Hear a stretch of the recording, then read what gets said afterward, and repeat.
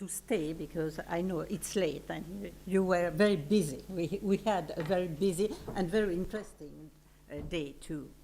So I want first to thank you and to thank Mark for the invitation and hospitality and for all we did during that 2 days, which were very, very interesting. And today it's a very special moment because 30 years ago, all eyes were on Berlin. The fall of the wall is one of the rare events where everyone remembers exactly years after where he was, what he was doing, what he was feeling. That is precisely what is named an historical event. And I think each of us have probably in our whole life only 3 events like that. Certainly the 11th of September, and I think that the fall of the wall is probably the more important. The event had direct consequences on the lives of the Germans and on the political evolution of the Eastern Europe countries, but it went far beyond. And that's why also we are today here to discuss about. In that perspective, I would like to speak about Europe today. As a former member of the European Parliament and as a former Minister of Foreign Affairs, I experienced the evolutions of Europe throughout my career and particularly since the fall of the Berlin Wall. Here is the reason. I served 2 mandates, as you said, as a member of the European Parliament. The first one from 1989 to 1993. The second from 2014 to 2019. 30 years precisely separate the very beginning of my first mandate as a member of European Parliament and the end of the second. And therefore, the anniversary of the fall of the wall has a special meaning for me because all my European experience began and was influenced by this event. When I was elected for the first time at the European Parliament, we were only 12 countries, 12 member states, and we were 518 MP, and we were called the European Economic Community. The whole world lived at the pace of the Cold War, and Europe, torn between 2 great powers, 2 ways of life, 2 opposite ideologies, centralized all tensions. In this context, the Berlin Wall embodied the geographical and symbolic fracture of 2 parts of the world turning their back to each other. The fall not only marked the reunification of Berlin or of Germany, but also that of Europe. Immediately and progressively, these events created an irrepressible desire of reunion. The community first integrated the German Democratic Republic in 1990. Then it went in 15 years from 12 to 28 member states, 28, 27, we shall see. From an influent but modest community, Europe transformed into an entity of more than 500 million people. That is very important because it is more than the United States. And in the world where certain countries like India or China have more than 1 billion inhabitants, a critical size is necessary in order to wait economically, but also to wait politically. We need to be numerous. we need to be at least 5 million inhabitants to have really weight. By enlarging its community, Europe acquired a democratic weight that gave her legitimacy in the international competition and reinforced its economic performance. According to me, there is also a second major change. Europe not only consolidated from an economic point of view, it also created a political existence.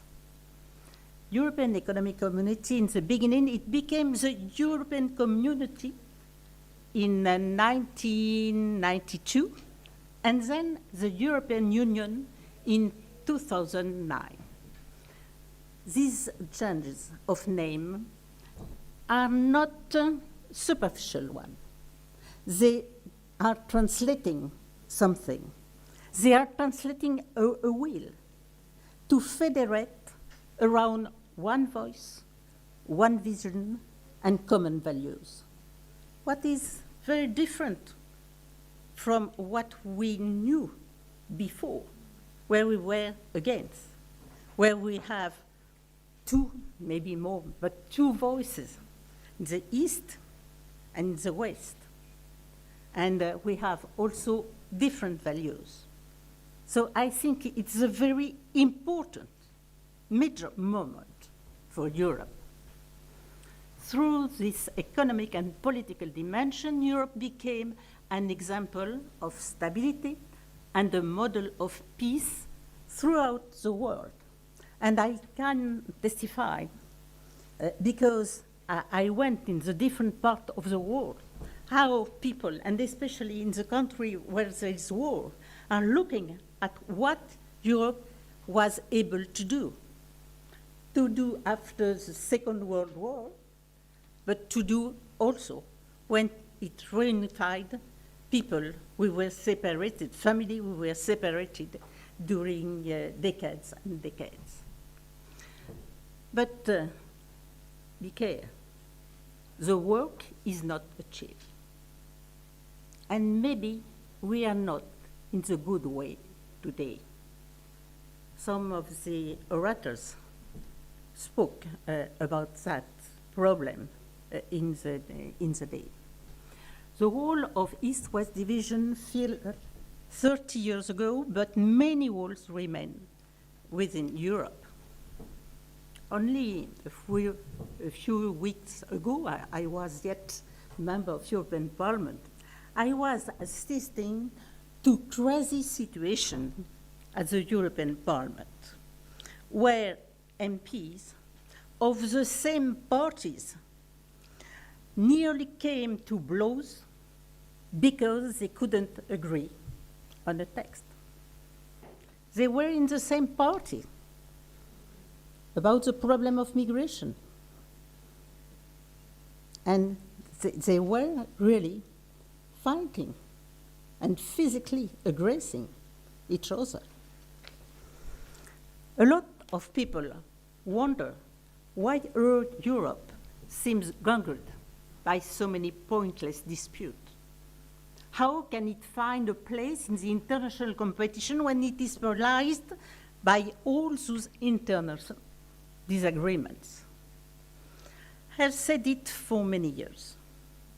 We have to create an internal convergence that reinforces the unity of Europe.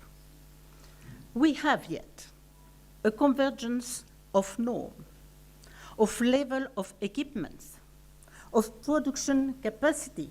We spoke about Airbus, for example. But are we sure that we created the feeling of belonging to the same community?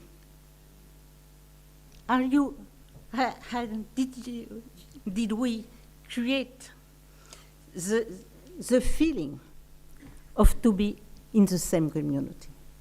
I think no, because we work only on financial problems, of technical problems or norms, and people consider that they are different.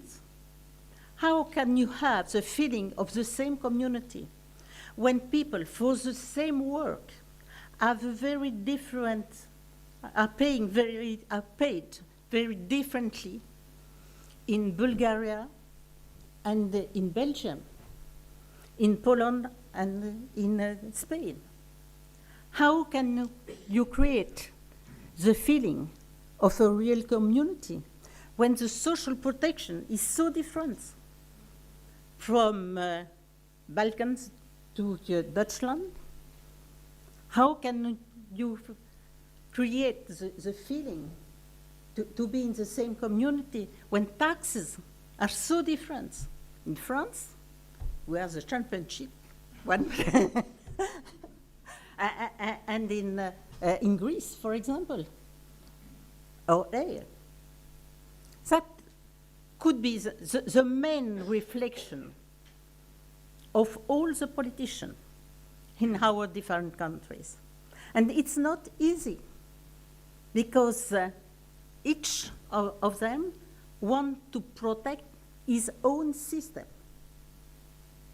But how can we create Europe without the feeling of our people?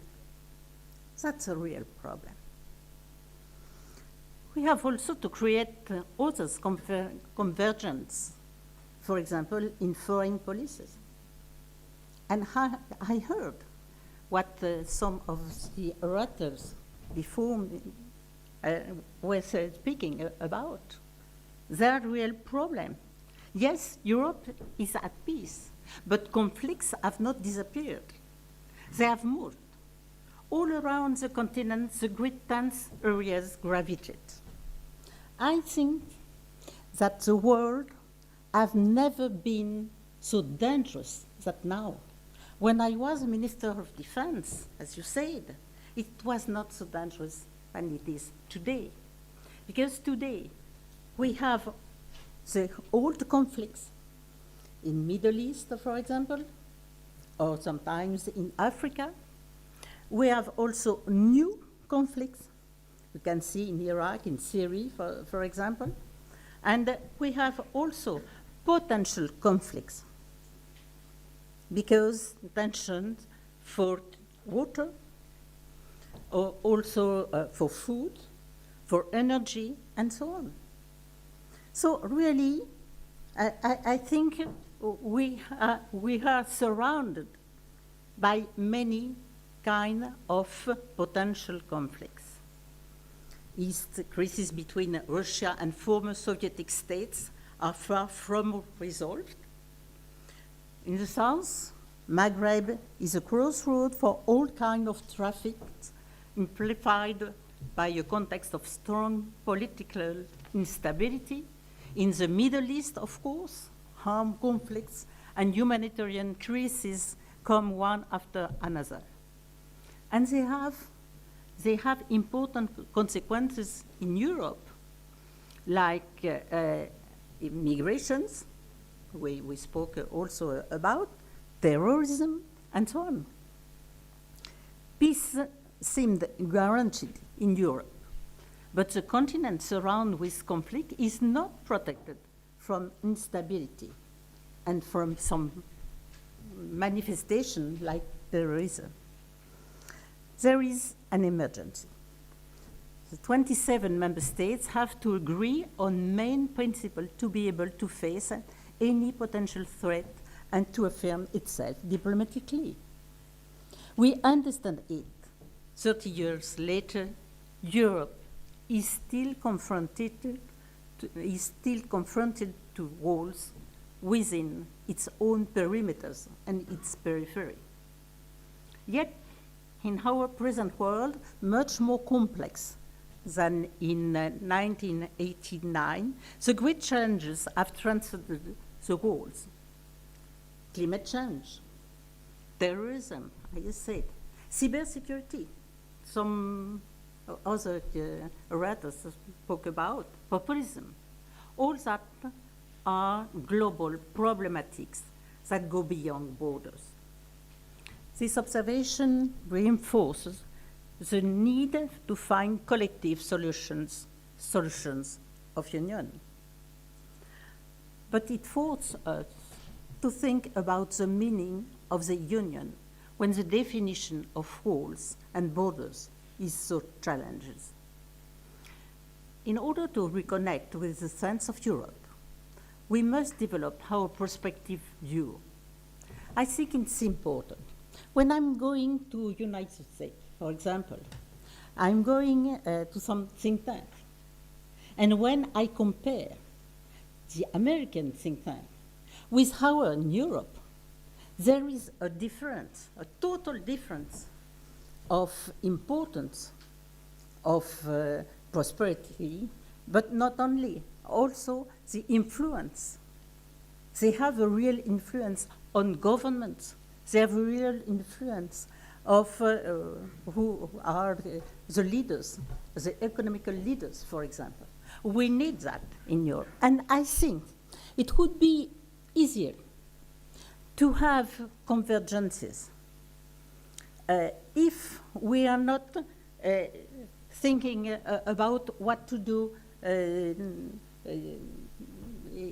the next months, but if we are thinking what are the different threats in 20 years, in 10 years, how can we create a European solution? I think we need that. Here, we are thinking about, I think it's a good model, but we have to do more. And you have to do more also in the ICD. I think it's very important for us to try to inform, to convince the governments, the members of parliament, the leaders, the economical leaders, that it's important not to act only what to do tomorrow, but what to do in 10, 20, 30 years. I think it's very important. In order to reconnect with the sense of Europe, we must develop our prospective view. Looking back over the last 30 years is important, but planning for the next 30 years is crucial. By addressing the future challenges and assessing the role Europe can play to meet these challenges, this is how Europe can have a common vision and ambition. I think it's the very beginning of Europe, the main, who we are calling as the father of Europe, as a real vision and ambition. We need, each of us, need to reconnect with that vision and that ambition. Thank you.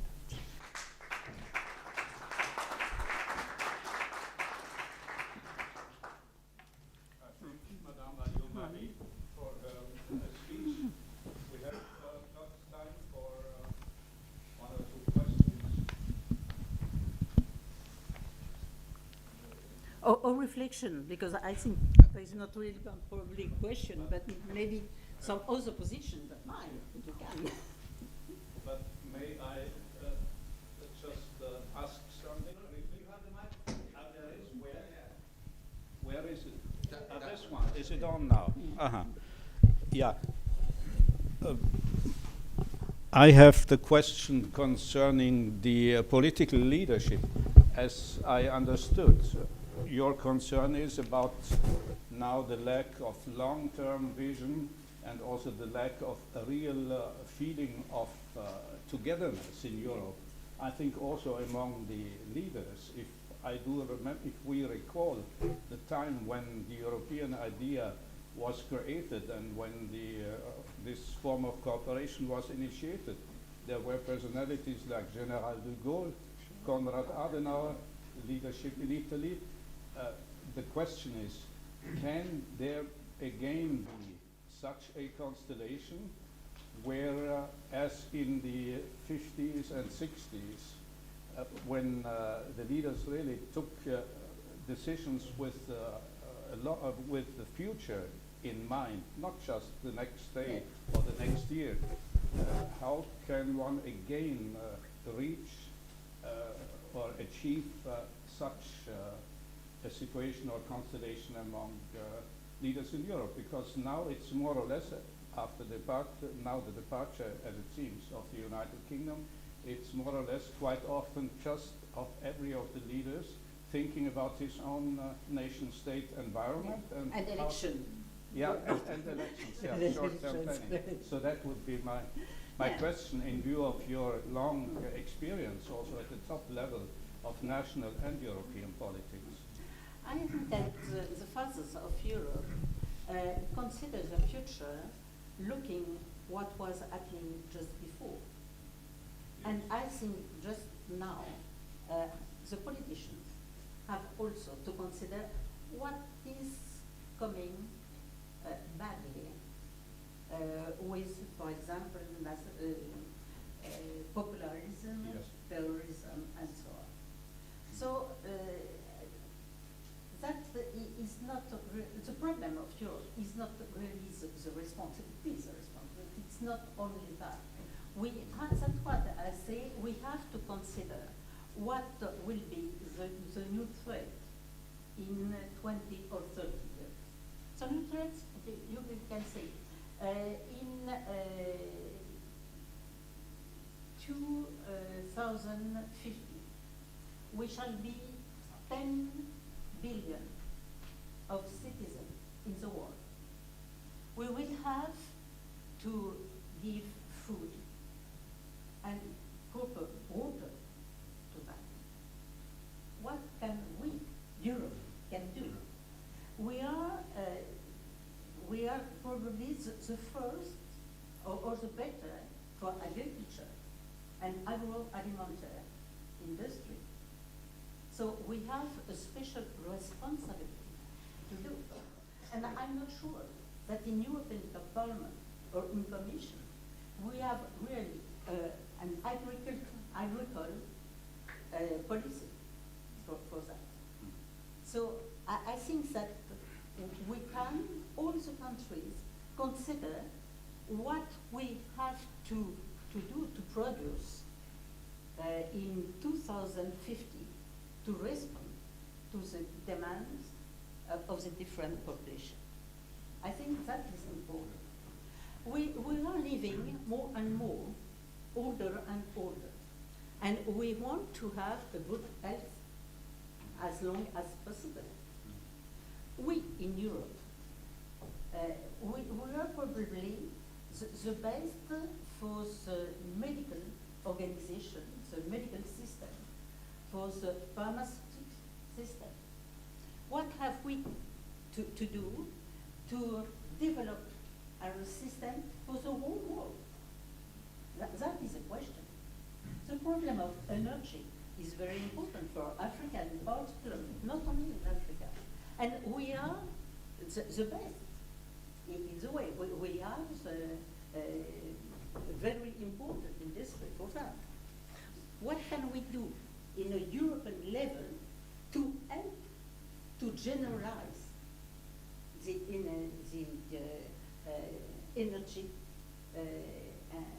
the whole world? And you have, for the ocean, also something very important for the future. What can we do as Europeans? And I think it's easier if you consider the problem to solve in the 13 next year than when you are just now. We have to consider the policy for agriculture in Deutschland, in France, in Spain, because we are in conflict. But if we are looking what altogether we can do in the 20 years, I think it's easier to do. And then we have, it's our responsibility too. Thank you. I thank Madame Alliot-Marie very much. Thank you.